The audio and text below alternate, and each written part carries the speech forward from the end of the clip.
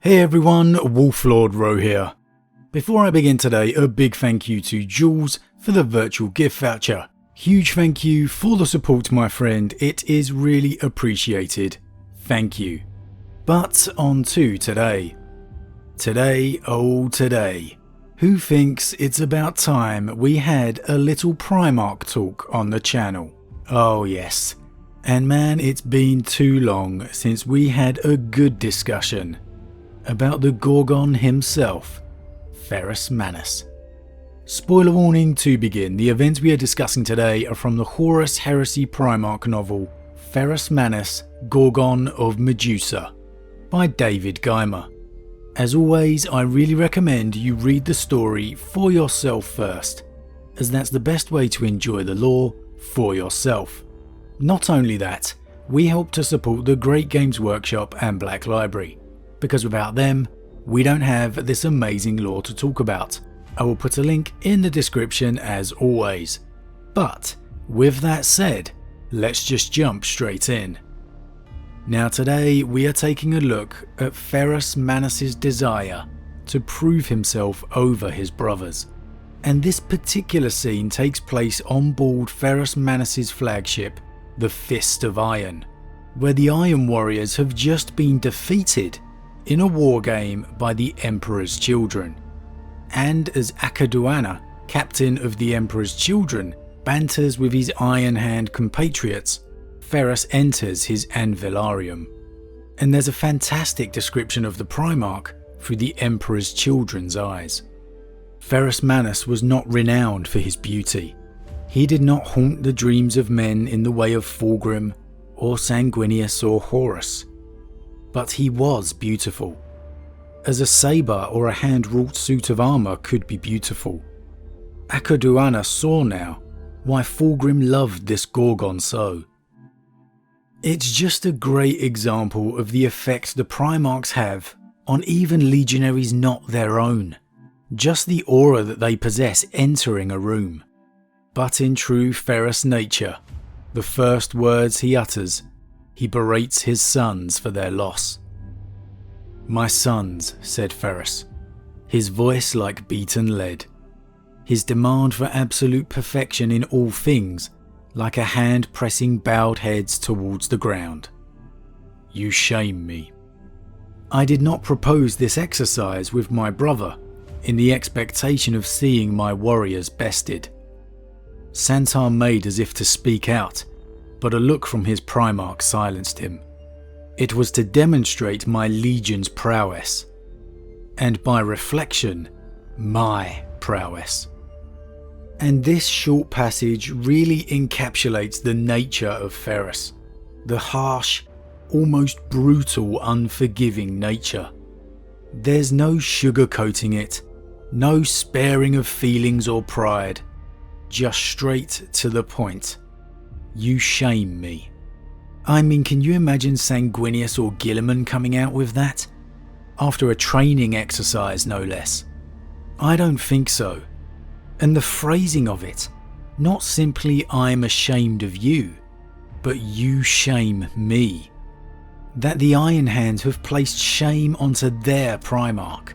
Without doubt the most gut-wrenching feeling a legionary could have. And of course this is completely intentional by Ferrus, because it's 100% true, revealed by his last words, "my prowess." Ferrus has always been driven by his pursuit of perfection, of proving he is the best, the strongest. It's the very basis for his strong bond with Fulgrim. But as we're going to see moving forward, it's becoming close to an obsession. But as the Iron Hands plea that they will learn, that they will do better next time, Ferrus informs them all that a call for aid has been received from an Ultramarines expeditionary fleet. The Iron Hands, however, have no interest in answering every call for reinforcements, calling for Guilliman to bear the burden of his own failure. He's not that much further away than they are. But Akaduana cannot believe what he's hearing from his Iron Hand cousins, and he appeals to them that it's their duty to respond. but the Iron Hands merely debate the status of the Legion, how long it would take to get the wheels in motion. The force of a Legion is unstoppable, but it takes time to get all the cogs turning. By then, Guilliman could be there himself. But then the Primarch finally speaks. "The Crusade is changing," said Ferrus. "The days when I could count my rivals on one hand are gone forever." He studied his metal hand. "There are those amongst my brothers who doubt me." Ferrus obviously referring to the fact that more of his brothers have been found. Because let's not forget, he was one of the earliest Primarchs found. And that definitely comes across in his personality. Like many of the earlier found Primarchs, Horus, Russ, they have that trait of wanting to prove themselves over their brothers. It really defines Ferrus. And with his first brothers' relations being Horus and Russ, you can understand why. The both of them believing that they are better. Horus in his arrogance from his time with the Emperor, Russ from his alpha wolf nature. So here you get the sense that Ferrus wants to prove to all his newer found siblings his place atop the pecking order. "My Lord Primarch," Akaduana stepped forward, denial bursting from his breast. Ferrus Manus shook his head. "There are those who doubt. The Crusade is changing, and all must be proven anew. I will save the 413th. I will show Rabute what my Legion is capable of, as I drag his warriors from the precipice." And there we have it, the true reason for Ferrus's intervention. Not to assist legionaries in need, but to prove to Guilliman his superiority. And as Akaduana pledges his allegiance to the Gorgon until Fulgrim returns to command otherwise, Ferrus smiles.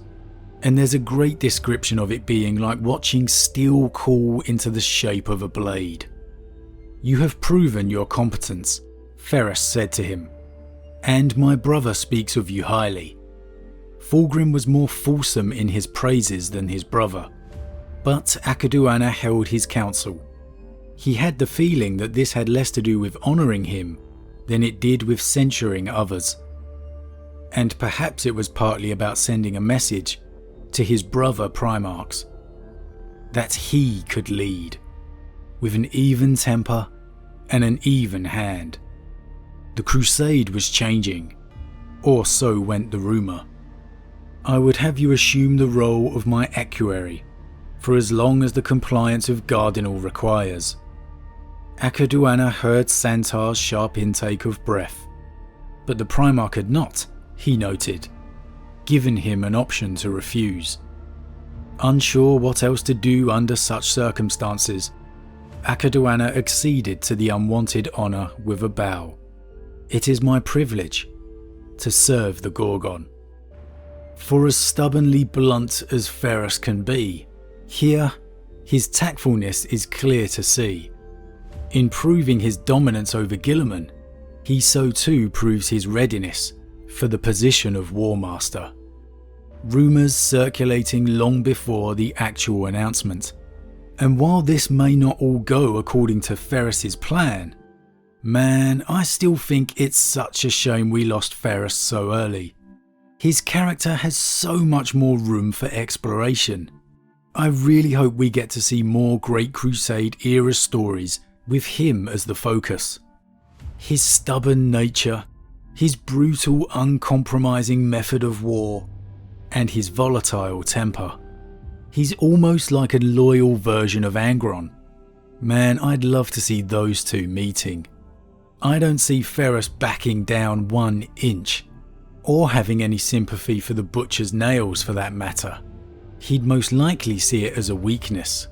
Ah, how I miss the Gorgon. But as always guys, what do you think? Was Ferrus's desire to prove himself becoming an obsession? And do you think it was linked with his early finding? And do you think he would have succeeded or failed as War Master?